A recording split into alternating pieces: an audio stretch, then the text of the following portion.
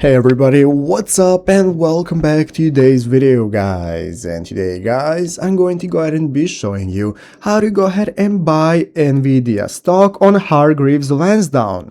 This is a very simple thing to do, so make sure to watch this quick and easy video till the very end, follow my steps correctly, so you can make sure that this works the same for you and you can do this yourself.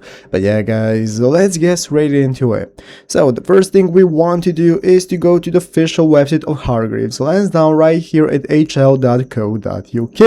Once you open it up, this is going to be the home page. From here we can get started. If you want to use it on your mobile phone, you can just open up the App Store and search for the Hargreaves Lansdown application, download it, install it, and once you open it up, the process is going to go exactly the same as on the web version. What we're going to do first is to go ahead and log into our account. So if you do not already have an account, you can go and create one. In the upper right corner you have the option to go and create an account if you need one. If you have one, now you can go ahead and log in, and now we can get started. So here, as you can see, we can get started with accessing the NVIDIA page by going into the investing section, from where we can get started with taking a look at the investment accounts and all the trading stocks we can access. But first you need to go ahead and log into your account.